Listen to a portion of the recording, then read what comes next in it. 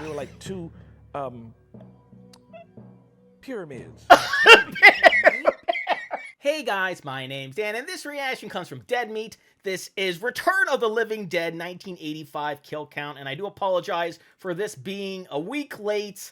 Unfortunately, it has been a lot trying to get re-caught up with everything, with all the time that I missed beforehand. All those reactions were just sort of just stacking on top of each other. So I've been trying to get out 2 a day. Going to try to get out 2 a day today. I apologize for only getting out 1 yesterday. Either way, back to this. I was very excited to see that this was the movie that we were going to be doing, because I always love when he does classic movies, and this is definitely an all-time classic, and I cannot wait to talk about it. But before we do all that, though, please check all those links I have for you down in the description below. More specifically, the Dead Meat link if you haven't already. It's a great way to support the entire Dead Meat team, and a great and easy way to support me is to go right below this video and click all those buttons down there, because not only lets you see future reactions that I do, but also helps my channel to grow. Without any further ado, let's go. Welcome to the Kill Count, where we tally Hey, up I like the that victims in all outfit. our favorite horror movies and show you how Suspenders. they were made. I'm James A. Janice. Oh, wait. Oh, it's got one of that. Oh, that looks awesome. Today we're looking at The Return of the Living Dead, released in 1985.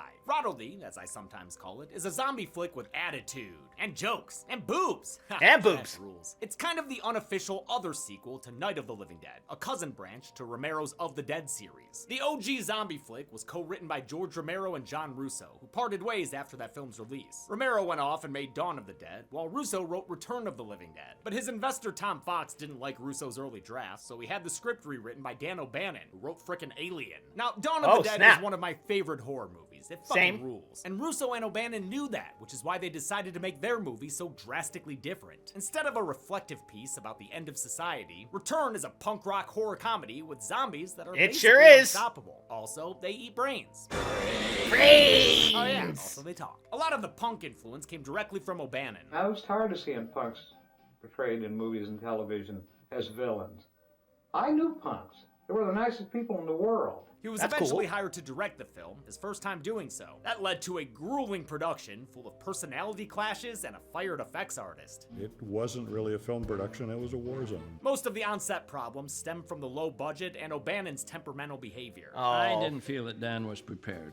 Quite frankly, I thought that he didn't know his ass about making movies. You can see quite the production tale from hell in this kill count. Oh my. Despite all that, Return of the Living Dead kicks ass. It balances sure does. its tone perfectly with graphic horror and hilarious comedy. It's got such a rebellious feel, like you should be watching it at a midnight drive-in with a bunch of beers. The cast is great, with one unfortunate exception, playing such a weird group of characters. There's the punks, obviously, but also a small business owner and his 2 employees, and their very pale mortician friend. As a kid, I was always more interested in the punks. And no, not just because of trash. Sure. Some light over here.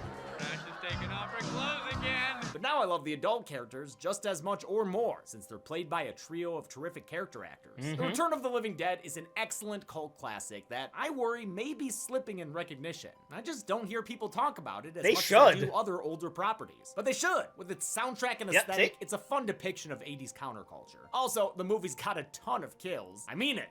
There are a lot. Yeah, Zombies sure are. are. The genre's most indestructible. Let's see how many people... Oh. Wait, do you hear that? Oh. Oh no. Oh my god. Oh no. Zombie brain Oh no. After Ben. No. You'll never take my brains. What? What? Brad Summer. Oh. Summer. The ad read. Oh, you want music? Oh, well that we can help with. Thanks to today's sponsor, Raycon. Yay, Raycon. Raycon's all-new earbuds feature active ergonomic design, active noise cancellation, and multi-point connectivity that lets you pair 2 devices at once. I use my Raycons on walks and at the gym or to edit videos. And no matter what I use them for, they sound great, rivaling some of the biggest names in premium audio. Here, guy, try these. Yeah, I knew you'd like them. And with 32 hours of battery life, plus a new quick charge that gets you 90 minutes of battery life off of just a 10-minute charge, you can keep the music bumping all day. Keep? Yes. You want to keep those? Keep. No, those are mine. I'm sorry. Oh. But you can get your own. You can get your own, and when you do, you can choose from the range of colors. Like, they have a green set. Green is brat, right? Sure. Yeah.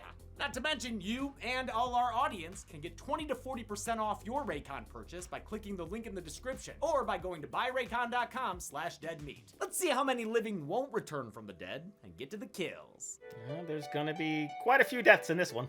The movie begins with an assertion. This shit all really happened for reals. You need a medical Love that supplies, a disclaimer. medical warehouse owned by Bert. Even though it's 4th of July weekend, 2 of his employees are staying late. Veteran Frank and brand new youth hire Freddy. Frank teaches Freddy how to sort bastard skellies and how to tuck them in at night. Freddy's jazzed. This place is sick. They've even got split dogs. Oh, we got a lot of Ugh, orders for hate split that. dogs. That's really rad. Yeah. Don't fool around. You're learning. They've also got fresh cadavers that they sell to schools and the Sawyer families. I won't put this guy on the count, though. I always go back and forth on if morgue bodies count. These two are just hanging out after hours when Frank starts telling Freddy about the weirdest thing they have in the warehouse. Did you see that movie, Night of the Living Dead? Yeah. That's the one where the corpses start eating the people, right? According to him, it was based on a real incident where dead bodies came back to life after a chemical spill. What chemical? 2,4,5-trioxin, it's called. And the Darrow Chemical Company was trying to develop it for the Army. He says Night of the Living Dead had to change some details, but swear to God, kid, it really happened. James Cameron eats this scene, no crumbs. They shipped those bodies here. The Cameron was a delivery, Broadway and so television good. actor who you probably know as the real estate guy in Poltergeist, the son of a bitch who moved the cemetery but left the bodies. He only moved the headstones. He's so good as Frank, a guy who's comfortable at work, but who becomes a wimp when shit hits the fan. Karen was one of the first people cast, back when Toby Hooper was attached to direct. I slept with everybody. I wanted to get the role. I wanted it so badly. Everybody. Then a financing problem delayed production, so Hooper jumped ship and directed Life Force instead. Freddy is played by Tom Matthews, a couple of years before he was Tommy Jarvis in Friday 6. Hell yeah, A he very was. different character. I love the bright-eyed himbo energy he brings to Freddy. Matthews actually pierced his ear before he auditioned to help him get the role. Nice. I didn't know that you could have done it fake. Hilarious. Oh! This zombie outbreak is caused by a middle-aged man wanting to impress his new 20-year-old coworker. Want to see him? It works, and Freddy follows Mr. Pathmark downstairs in a shot that feels like a direct homage to Night of the Living Dead. But instead of a mama murdering zombie girl, they find a metal barrel with an ugly corpse inside. Better keep that thing in good condition. Oh no. Kick-ass synth music kicks in for the opening credits and a reanimating title card. Oh, I love Frank and that. Freddy take a It noxious looks so nap as the good. Gas spills out and leaks into the ventilation, bringing life to the cadaver hanging out upstairs. Next to the warehouse is an old graveyard, which is where a bunch of punks are gonna hang out for a while. They're Freddy's friends, and they're picking him up to party. While they wait for him to clock out, they get to trespassing and pre-gaming. The cemetery was played by an olive grove in Sylmar, California. To dress it, they rented every tombstone available from Universal and supplemented those with original creations. The whole movie was filmed in Southern California, even though it takes place in Louisville, Kentucky. I mean, we're punkers in Louisville anyway. Come on. You can even see parts of downtown LA's skyline in an earlier scene. Oh, Frank and Freddy yeah, look at come that. to a little later to find the barrel empty and their lungs completely fucked. They are just coughing up a storm, and the place stinks too. Yeah, I better spray some deodorant around here. Yeah, good call, man. Just add a few more chemicals there. Gonna Yeah, take more than sure. Ant's body spray to fix their split dog that's suddenly living again. Whining Ugh. and wagging its half a tail. Ugh. Even worse, they hear that the cadaver they're storing is alive again too, as are those butterflies. Oh no! Beware the mighty monarch! They realize this is all because of the gas Frank leaked out. Stupid asshole! Watch your tongue, boy, if you like this job! Like this job! Frank is a loyal employee, so instead of calling the cops, he calls the boss. Bert, Frank, we have a little problem. Bert gets there and tears them a new one now that he's liable to be sued into oblivion. He doesn't want to deal with the chemical company or the government, so what if they just destroy the evidence and stay hush-hush about it? Here, Yeah, Frank, sure. kill this That'll zombie be with fine. an axe. Hush hush. I can do this, Bert! Well, you damn well better. You got us into this. Oh, Jesus! The boss stands Yep. clear as he He sends ain't his wrong. employees into danger, but that yellow bastard runs out and proves to be more of a handful than they expected. Bert sinks a pickaxe into the brain to Bam! kill it, just like in Night of the Living Dead. But this zombie doesn't stop screaming and wriggling even Nope. after they sever his head with a freaking hacksaw. Now it's just a headless Homer running around confused. Killing the brain must have been one of the details the movie changed. It worked in the movie! Well, it ain't working now, Frank. You mean the movie line? Russo specifically didn't want Return to undercut Romero's then upcoming Day of the Dead. He planned to release release it nowhere near the same day, but due to delays and setbacks, Return came out less than a month after Day. Since Return had a bigger advertising campaign and a more modern rock and roll tone, it wound up dominating Romero's film. Yeah, that's not too surprising. Romero wasn't thrilled, and there was some legal action, but the MPAA ruled against him. Russo says he and Romero remained friends throughout the dispute. Burt decides they'll take the body next door to Ernie Kaltenbrunner. Who's Ernie Kaltenbrunner? He's their mortician friend who has a crematorium. While they carry the body there, they're seen by Fred's very intelligent friends. Nope, that is not Freddy. How would Yep, you know? very intelligent. Because why would Freddy be going into a mortuary? There are a bunch of punks in the friend group, but some of them stand out more than others. First and foremost, there's Trash, played by B-horror mainstay Linnea Quigley, who we've seen in Silent Night, Deadly Night, and kinda in Nightmare 4. She was also a standout participant in the second Horror Royal Rumble. Quigley often got nude in her 80s horror appearances, and this is where she gets the nudist. Right over here. Trash is taking off her clothes again. She proceeds to be mostly naked for the rest of the film. That level of exposure ends up being comedic, especially since Trash is hilariously deadpan. Man, what a hideous, ugly place. I like it. It's a statement. She's obsessed with death, even more than all of you sick fucks. The mere talk of death sends her into the throes of sexual hysteria. Do you ever wonder about all the different ways of dying? Nope. You know, violently? Nope. I do, yeah. It's kind of my job. In this infamous scene, Trash Sure. dances to Tonight We'll Make Love Until We Die by SSQ. Though on set, Quigley improvised the dance with no choreography to Nasty Girl by Vanity 6. She initially did the scene completely naked, but when a producer said they couldn't show pubic hair, she was forced to shave. I was so embarrassed I could have died. The producer Oh. then said it was worse without the hair since you could see, Everything, So, yeah. because artist Bill Munns had to make a prosthetic privacy patch that essentially turned her into a Barbie doll down there. I had underwear on and they just poured the alginate in my underwear and then just Oh. pulled it off. Oh. Not the best experience for No. Quigley, who also got dizzy from the toxic fumes coming off the road flares. Oh, I Another bet. notable punk is Spider, a huge fan of Trash's flare-lit striptease.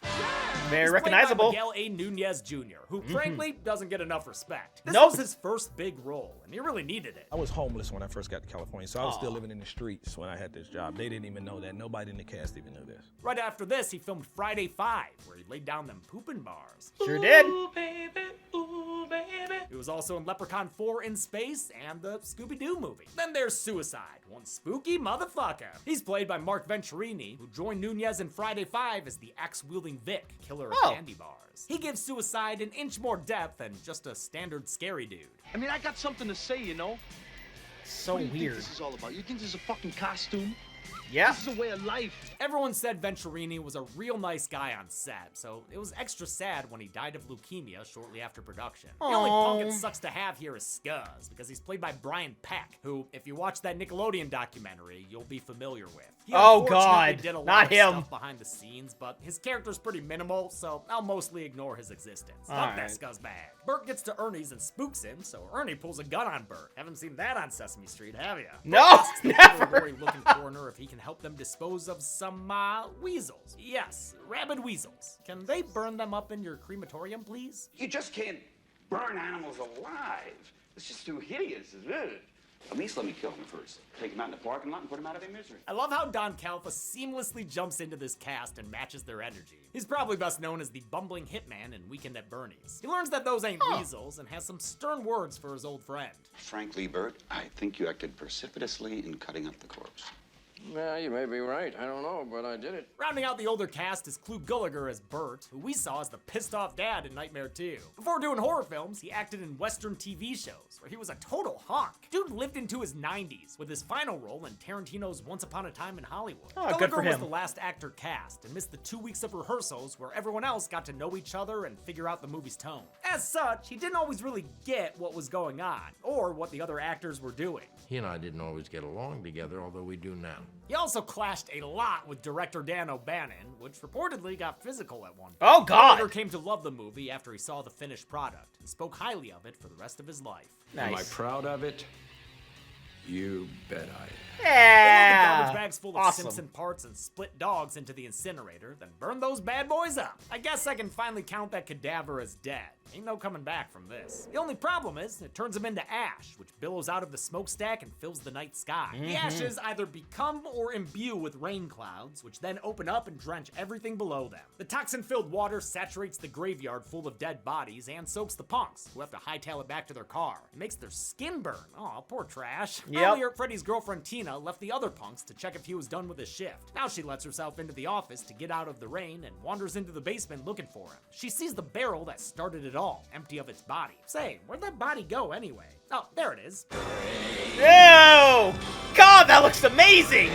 I love how good that looks! Zombie saying brains was born. Yeah, this movie is where that originated. This goopy motherfucker is Tarman, and he's almost got Tina when the other punks arrive. Suicide takes the lead to save her, but it gets him killed by Homicide when Nom Tarman nom, bites into his brain, skull nom and nom. feasts upon his brains. But Tarman's been barreled away for a while, so he's still hungry.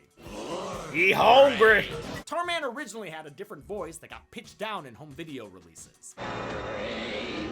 His suit was designed by production designer Bill Stout, built by effects artist Bill Munns, and worn by Alan Troutman, a puppeteer and actor. He stood 6'2", but only weighed 150 pounds, giving him a slender frame that they built prosthetics on top of. He wore black leotards, which Munns attached polyurethane bones to. For the top layer of melting flesh, hot melted vinyl was poured onto sheets of aluminum foil, giving it more weight than latex. That or is foam. so awesome. These sections were then built up onto the bodysuit, drip by drip. Finally, before each take, they'd make him extra slimy with handfuls of... Like, how?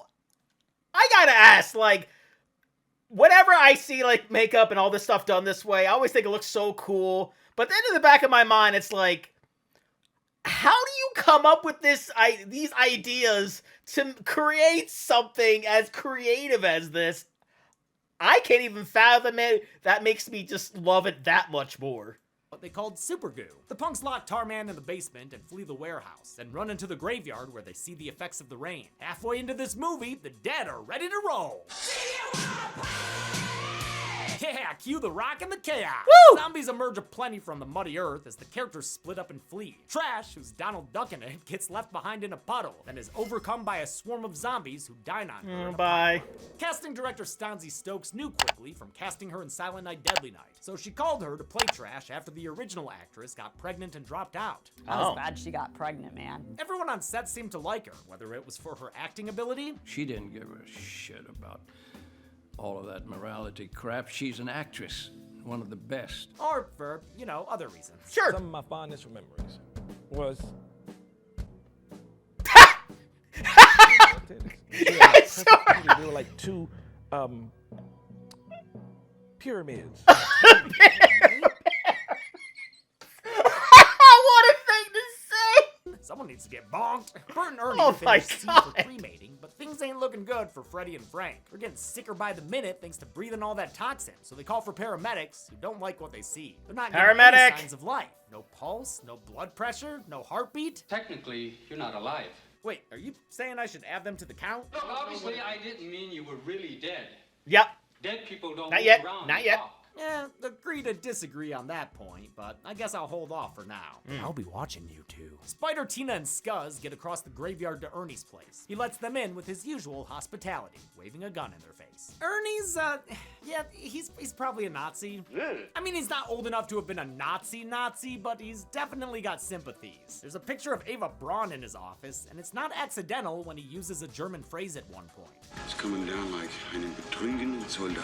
Also, his full name is Ernie Kaltenbrunner, which is almost identical to Ernst Kaltenbrunner, an SS leader and Holocaust architect Oh! who was executed after the war. I don't really know why they did this, and it's pretty fucking dark that his character works with an oven. The paramedics Yes! get back Yes, to their it entrance, is! where they're introduced to the Oh zombie my mess. God! One of them I is even pulled think out of the that. front seat and killed, while the other one is set upon by a slimy horde that kind of just bounces him around. Ernie finds their abandoned vehicle and a legless zombie as he feasts on one of their heads. He shoots at it, but legless or not, these zombies just don't stop, and it chases They don't him give back a inside fuck. with Bert, Frank, and the punks who have arrived. That doesn't include Chuck and Casey, who got separated and fall back to the medical warehouse. They find the office and start to call the police. Great idea. Never mind. Abort! Abort! They start barricading their location. The zombie movie staple. It's so popular, the other characters are doing it over at Ernie's. It's a fun little sequence set to a surf rock song by the Cramps. The movie's soundtrack is awesome, full of punk and surf rock songs by a bunch of legit artists from the scene. It lends a lot of credibility to the movie's punk aesthetics, but it came about because of producers and music supervisors, not director O'Bannon. I didn't give a rat's ass about some fucking record album. I was making a movie. Outside, we learned that the zombies are verbal enough to order DoorDash. I'm in distress. Send more paramedics. Inside, the punks force Bert to explain why Freddy is looking paler than Ernie there. His joints are even stiffening up due to rigor mortis. Man, for such a funny movie, it is miserable to watch Freddy and Frank succumb to their inevitable it deaths. sucked. Both such scared little babies. The movie's special effects were originally handled by Bill Munns, who created Tarman and used a real skeleton for the one that popped out of the grave, animating its head and jaw with cables run through its spinal column. But his efforts left O'Bannon and production designer Stout disappointed. To this day, I cringe every time I see that first corpse pop up out of the ground. They also hated Munns' background zombies. With the zombies that Munns produced, he just didn't put enough thought into them. His work on the Yellow Cadaver was the last straw. The yellow zombie was pretty much a disaster right from the start. Munns was fired 3 weeks into their 6-week shoot and replaced by Kenny Myers, who redid or updated many effects, like adding more articulation to the Tarman mask. Most of Myers' work was used for close-ups filmed during post-production. He handled the headless Yellow Cadaver, replacing the very sad version Munns made. To think that the guy thought it could pass on film, it blew both our minds. They did have to use Munns' original head for the scene where it gets stabbed with the axe. To be fair to Munns, O'Bannon kept changing what he wanted and was constantly yelling on set. They originally planned to use masks for the zombies, but they look shitty, so they had to switch to makeup effects, which takes a lot longer to do. Dan did not get what he wanted because of a budget constraint. I have no doubt in his mind he somehow imagined that it's my fault that I can't work this miracle. This was a recurring complaint. For instance, O'Bannon originally wanted real punks hired for the cast, but they wound up going with non-punk actors who then had to be properly styled. I had no background whatsoever in doing the particular punk's hairstyling. Munns' failures are probably a combination of skill and not having enough money or time to do the job. Yeah, I was fired. Yeah, it's not my best work. Yeah, I've had a lot of criticism on it. Even his replacement Kenny Myers admits that he was given an impossible task. For years, I used to slam Bill Munns over this, and in reality, that isn't fair. The second pair of paramedics arrive and swiftly fall to the trap laid by these hungry running zombies. What a Nom nom. They start breaking through the boards to get inside, and one of them grabs Scuzz. He's bitten in the head and spews blood from his scuzzy skull, killing him pretty instantly. Lucky us. The others pull the upper half of the bitey corpse inside. Ernie wants to tie her down and examine her. Yeah, he would. To create the half corpse, Kenny Myers hired then 20-year-old Tony Gardner, who of course would go on to do Chucky effects from Seed all the way to today. First, Gardner created the split dog in 6 days using a cable system and fishing lines. He wasn't totally pleased with the effect, but he was happy with the butterflies. Still hate it. Done with a simple fan. It cost $0.50, and it was just wonderful. For the bisected zombie, Gardner created a rod puppet that took 5 people to operate. It was this effect that impressed the senior crew members and O'Bannon. Out of all the interviews I watched, it seems like Gardner maybe had the best time on set. By speaking with the zombie, the humans learn that they have a reason for wanting to eat brains. It gives them endorphins that makes the pain go away. The pain of being dead. I can feel myself rot. Oh man, must suck to come back from the dead then. Unless you're Trash, who reanimates looking fine and rocking that undead look. This homeless guy is all like, would, but Trash wouldn't, so she bites him in the head and kills him. The zombies by the graveyard are getting meals on wheels since a couple of cops arrive to see what's going on. Looks like an oozing head, yes. They're overwhelmed by the undead who take them to the ground and treat them like an appetizer. Send more cops. Against Tina's wishes, the screaming sickies are carried into the chapel for quarantine. She decides to stay with Freddy, even as they lock the doors, and is holding him as he apparently passes away. At least it seems like he does, so I'll count him now. After all, when he starts talking again, he's sounding a little different. He's a zombie now, which means he's eligible for a zombie beating. Take it away, boys. They splash him in the face with acid and carry Tina back to the embalming room. Bert and Spider make a break for the police car using their asymmetrical multiplayer game weapons. It works, but the car is lousy with zombies, so they have to drive away. They left us! But that's not what Ernie's gonna do. He helps Tina climb into the attic and follows her inside as a blind Freddy zombie bursts in hungry for brains. I guess it's supposed to be ironic that Ernie winds up hiding in the attic. It's a terrifying situation for Tina, with zombie Freddy taunting her from below. You've got to let me eat your What you doing with that gun, Ernie? Tina's actress Yeah, Beverly what are Randall you doing? Quite the effect on Tom Matthews. She was just so beautiful to look at. I was just shaking in my boots. Unfortunately, she had a rough start working with director O'Bannon. She went to his house to do line readings and found a gun on the table and porn playing on the TV. Oh my Things God! didn't get better on set. Dan O'Bannon's directing style was frightening for me. O'Bannon made her do a ton of takes falling in the mud, possibly just to mess with her, and lied about there being a breakaway step on the basement stairway. She legit hurt herself falling through it because she didn't know it would happen. She didn't die when Clu Gulliger almost fought him. He was my hero that day because my it's something I God. wanted to do so badly. What a And dick I move. couldn't. I was 19 and I had to keep my mouth shut and just do my job. O'Bannon wasn't exactly popular on set. He wasn't always socially sensitive to the way he should be handling both the crew and the actors. I don't like what I hear about his directing style, Same. but he was reflective about it in an interview he did before he passed away. So Return for me was a real education in how not to direct a movie, how not to manage other people. In it, he said his behavior on set was a personal failing, and that there weren't any excuses for it. He's honest and vulnerable in it, and it made me appreciate him as a flawed human being. Amidst the chaos, Frank has also finally died to all that toxin in his lungs. But unlike Freddy, he doesn't want to eat brains. His humanity is strong enough to avoid that temptation. Instead, he leaves his wedding ring behind, So prays for sad. forgiveness, then fulfills some earlier foreshadowing about the incinerator. I can operate that goddamn thing. To avoid the fate of becoming a zombie, Frank is burned to ashes of his own free will. Actor James Caron came up with his character's death himself, mostly as a way to avoid filming scenes in the rain and undergoing more zombie makeup. Oh. He drives the police car out of the I can see graveyard, that. but it's no good. The whole fucking Thriller music video cast is there to stop him. They cause him to crash into the side of the medical warehouse, forcing them to abandon the vehicle and get inside where Chuck and Casey are. Oh yeah, they're kind of in this movie. They decide the phone in the basement is their best bet to call for help, but the basement's where Tarman lives. Bert says he'll handle him like a killer clown.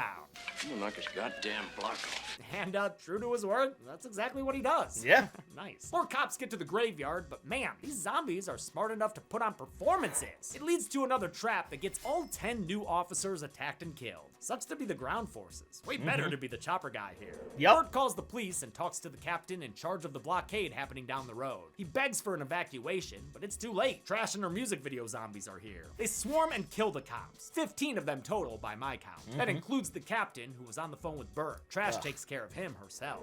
Bert finally decides to call the number on the side of the barrel and gets patched through to Colonel Glover in San Diego. He's played by Jonathan Terry, who played Drunk Guy Starker in Halloween 3. We saw this colonel in an earlier scene that showed how he lived his life waiting for a call about the barrels, available 24/7. That means he's prepared when he's woken up in the middle of the night. He talks to Bert and gets all the info he needs for their contingency plan, which you may not be surprised to learn is an artillery strike. He calls it into an artillery guy stationed in Kentucky who follows orders and fires off the guns. Hey, listen. You hear anything? Yep. The explosions hit Louisville at 5 in the morning, but there's no way that we can count something like that, right? Less than 4,000 dead, General. Wait, what the fuck does less than 4,000 mean? Come on, guys, I'm trying Yeah, to run seriously, a we show need here. number. Guess I'll add 3,999 to the count, since it's technically less than 4,000. That includes everyone within 20 square blocks of the explosion. Pretty much all the characters and zombies seen throughout the film. This explosive climax was handled by VFX supervisor Gene Warren Jr., whose work we just saw in The Terminator. In fact, for this movie's lightning, Warren reused footage he had of a Tesla coil that was originally filmed for Arnold's Naked Touchdown. To bomb a whole town, they set up fake houses that were blown apart with an air cannon. It was detonated with the same firing device Warren used to blow up the tanker truck in Terminator. Smart. The movie ends with an indication that this zombie problem's only just begun. The strike has caused more acid rain that's falling into cemeteries. I love how the credits is just a montage of some of the movie's funniest moments. Yep. How many people became brain food for these zombies? Let's find out and get to the... What he said. It's madness time. Woo! Doing what we can with this, we counted 4,038 kills in The Return of the Living Dead. That included 40 male humans, 3 female humans, 79 male zombies, 29 female zombies, 34 unknown zombies, and, I don't know, man, however many else died in that artillery. Yeah. I'm not sure a pie chart's very useful here. No. Sorry. With a runtime of 91 minutes, that left us with a kill on average every 1.35 seconds. I'll give the golden chainsaw for coolest kill to Suicide, who died like a hero. I like You the sure close-up did. insert that Kenny Myers added. It's good gore. Dual machete for lamest kill will Amazing go to trash, gore. since it seems like the lightest of all the zombie swarm kills. And that's it. The Return of the Living Dead came out in 1985 and was followed by several sequels. Part 2 is more of a comedy that I personally don't really care for. Part 3 is a Brian Usna film that's apparently a romance horror flick. And then they made 2 back-to-back sequels in 2005. Yeah, I'm sure those are real good. Next week we're switching from zombies to a ghost. The ghost with the most. Until then, I'm James A. Janice. This has been the Kill Count. On the next kill What count. we got? All right, what do we got for the kill count next week, kids? Oh, a story about the Maitlands, huh? What a disgustingly happily married couple. They just won't let death do them part. There's a word for people in our situation. Oh, I think I've seen this. But hey, look at this. I recognize Rich this city family movie. Moving into their haunted home sweet home. Yeah, deliver me from LLB. I recognize the actors. Folks are gonna try to scare him out of there with. Oh, are you kidding me? Harry Belafonte? Oh, snap! Oh boy, you guys are really a couple of spooksters, aren't you? Oh, They need snap! a true professional. A ghost with the most. Of course, with the announcement of the new Beetlejuice movie. The only Hell yes. Beetlejuice.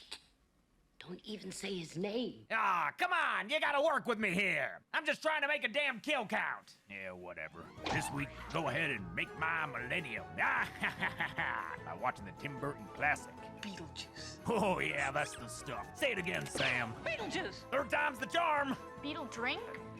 You know what? Close enough. Then, don't forget to take a number while you wait for the kill count. Only on Dead. So good, man. Showtime. I cannot wait to rewatch that one. I freaking love that one, and the fact that they made another one is awesome. But this was fantastic. The makeup throughout was so damn good. Tarman, man, that looks so freaking good. That kind of made the movie for me, regardless of whatever faults it had. It sucks to hear about some of the people who worked on the movie weren't exactly the best people on set, or you know, at all for that matter, but everything looked good. The actors did a phenomenal job. I love the premise that the zombies are actually smart, or actually somewhat alive in a way. I love that they run around. I love that they want to eat more because there's actual reason for it, because I don't think up until that point there was really like a reason for them to do so, but we actually finally got a reason.